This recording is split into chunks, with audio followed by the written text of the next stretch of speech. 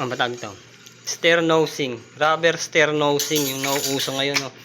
Kaya lang yung iba yung binili ko yung walang pandikit eh. Medyo quality to ng konti kaysa doon. Kaya lang bakit niya tinupi? Ito eh, 8 feet ang haba nito eh. Yan, ganyan dapat. Ayan. Tinupi na. Sana lang di magka-problema. Ayan, kalamat no. So tingnan natin pag kinabit to. Ha? Bigyan natin ng maganda-gandang review. Okay?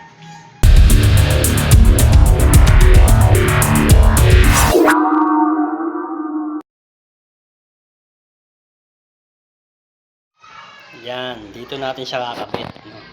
Although makipot yung hagdan natin, no? At mahaba to.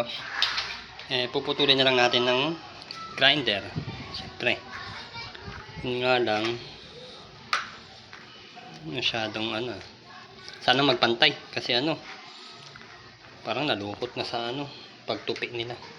Pero bumabalik naman ng konti, oh. May nabasa kasi ang review nito, yung isa yung mumurahin. Talagang lukot, no? At hindi na ayaw na bumalik sa dati.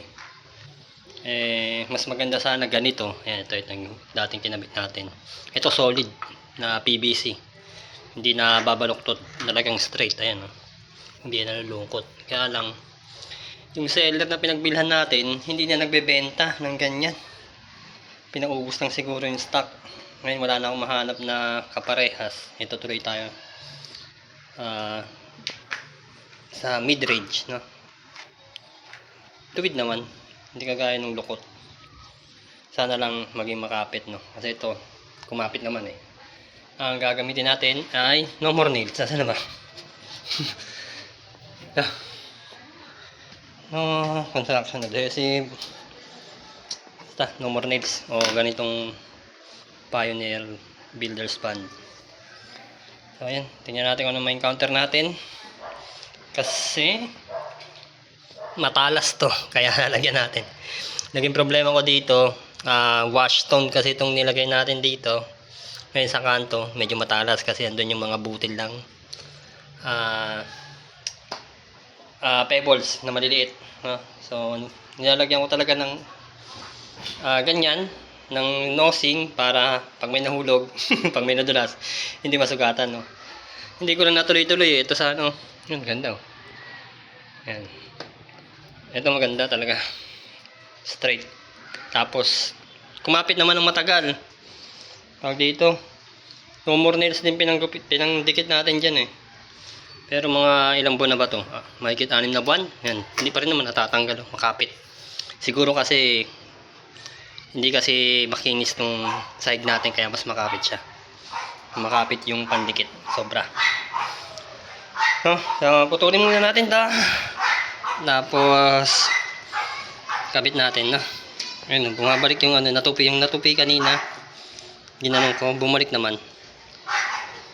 Pero hindi na ganun ka straight. Ito lang isa. Pero pag dinikit naman siguro ng no more nails, didikit din yan. So putulin muna natin to. Ang texture malag goma na mas rigid. Mas makapal na goma. Hindi siya literal na plastic. Goma na matigas. Okay? May gas. Likod naman yan eh. Dapat ito, huwag magasgasan. Nagagasgasan pala. Kagandahan, meron siyang groove. So design na lang niya. Sana lang hindi nauupod, hindi nauubos ang kulay. Kapag nagpuputol kayo, double check nyo rin yung dulo-dulo. Ayan, ayan, kupe. So ayan yung iiwan natin na ritaso. Ayan, may naiiwan naman na ritaso eh. So sa kabila maayos. So doon tayo sa kabila magsisimula.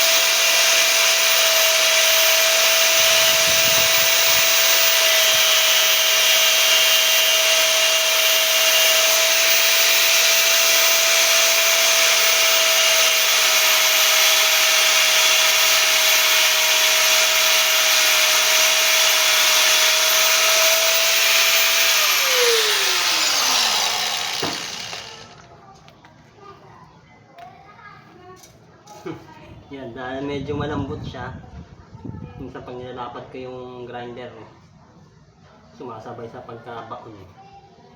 Kasi malambot. Eh, ano, straight no? Oh. Oh, diba? Tibay. Tuloy lang natin to. Hanggang sa maubo. Putol niya. Parang plastic na parang goma. Ganun. Medyo matigas. Oh.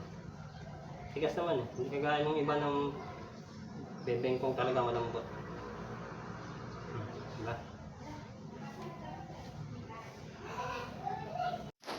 Yan, plaster muna natin isa. Ayan o, diba? Sabi ko matigas naman oh. Hindi naman nabebendan sobra. Yan. Tsaka di ko na masyadong sinagad. Para pag may natapon na tubig dito, yan, dyan dadaan sa gilid. Oh, lapat naman. Diba? Lapat naman siya eh. Okay, tuloy lang.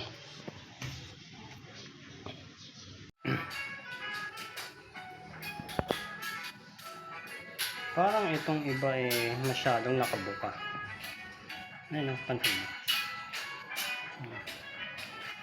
Siguro sa pagkabalot kaya bumuka. Pero ibalikan lang natin. Ano? Nababalik naman eh. Oh. Tapos itong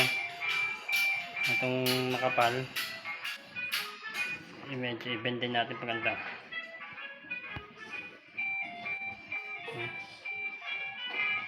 Pwede pasukan ng tubig. Nawala sa focus. Huwag pa lang muna sobrahan sa pag-bend. Oh, ayan oh. Baka mabali. Ayan oh, naglalamat na. Sobra niya ata ako sa bend. Kasi bengkong eh. Ayan, lumalamat. Tuloy. Puti yan, hindi pala tuluyan. Pero hindi naman yata matutuluyan kasi makapal.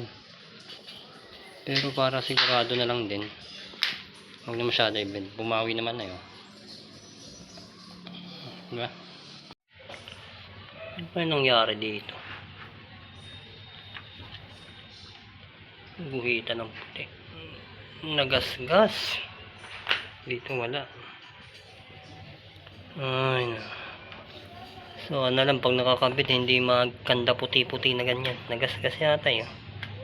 Pag nagasgas ganyan ang tsura. Lalo na pag malalim. Para siyang nalamatan. Ay. Tingnan natin. Okay. Kabit na natin to. Nakapatong pa lang yan eh. Oh. So, kabit na natin. Pandikit no. Tapos kiniba ko na. Syempre huwag niyong kalimutang sundutin to. Ayun o. Sarado pa yan. Baka mapisat niya ng ano. May aluminum foil sa loob na kailangang butasin. Yan. Okay, ito lang din naman pambutas yung ano, nozzle. Tapos balik nyo na dyan. Kabit sa sealant gun. At bago pa lang lahat, linisin muna natin ito. Ito. Madumi. So, walis-walisin tsaka punasan. Hanap lang pamunas. Walis-walisan, baka may alikabok. Ito, wala naman dito kadalasan sa gilid. Tapos, punas.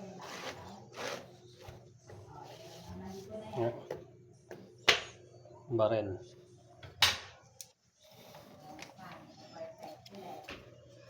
Ito, paano ba to? Isiksag na lang natin. Ay. Lapit na malabas. Hangin. Yun na. Yan, isiksag na lang natin.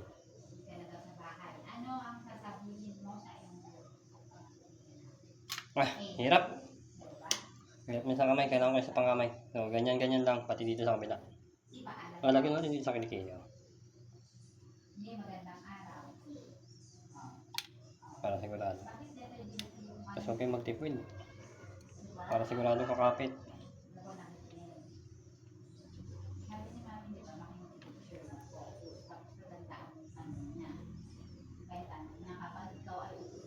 Ang ganda ka, palakihan niya yung ano eh, butas nito. Kaya lang, Hindi natin palakihan. Kaya okay na yan. Yan, okay na. Mas kumapit na siya ngayon nung kinapalan. Huh? Tikit na agad eh. Oo, nakumarnalis na ulo na, tapos pamunas. Tingnan natin. Ay! Huwag natanggalin. Mga ano. Maleche pa. Wala.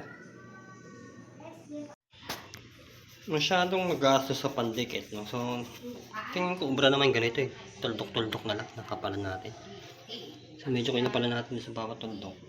Para hindi na lahat kailangan lagyan. Mapapagastos tayo sa pandikit eh. So, tapos tingnan natin kung makakapit. Paminsan-minsan yan. Ay, bago nyo ikabit, hindi paminsan-minsan, no? Check nyo rin kung bengkong, no? Ay, gano'n ito.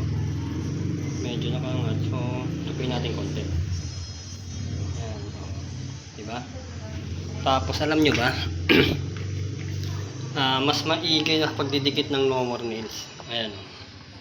Lagyan mo muna siya. Tapos, huwag nyo basa-basa idikit.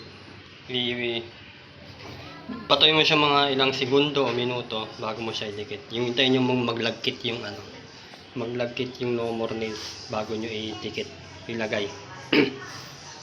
Mas kumakapit agad siya kaysa sa malabnaw pa, ididikit nyo na, umaangat lang din ulit. So yan, kanina pa to. Kapit na natin dito. O, diba? Kumakapit na agad. Tapos basahan. Pag ano, lumalaban eh. Kasi nga yung iba may lukot. Kagaya ng dikit na eh. Ito, maangat pa. May lukot. Well, ano, okay naman ha. Diretso naman eh. Ayan. Okay, diba? Ito na yung tupi oh, yung diniliver, tinupi. Ayan, medyo nakaangat na. Hindi ko yata na ibalik ng todo, pero hindi naman na masyadong halata. Tutukuran ko sana eh. Kaya lang, umaangat yung ano. Umaangat dito sa ibabaw. Yung tinukuran ko to, angat yung ibabaw. Kaya, di bali na lang. Dapat siguro tinupi ko eh. Hindi ko kasi napansin. Yung pala yung tupi. Pero, hindi mo masyadong halata. Lalo na pag sa malayo. Pero nakaangat eh. Anyway, importante yung ibabaw. Okay na. Gumanda. Diba? Ito, dapat yung halatang paling-paling. May paling na konti. May paling to konti eh. Pero hindi na halata. Tapos, yun lang talaga, yung natupi. Ayan, kagaya nito. Hindi siya nakalapat. Anyway, tingnan natin kinabukasan kung anong mangyari dito sa mga nakaangat na to. Kasi may, ano din naman yan, may pandikit naman yan. So, tingnan natin kung titigas. Okay. Ganda rin naman, straight pa rin naman, maski may angat konti. Tingnan natin bukas kung anong kalabasan na ito. Brown and straight.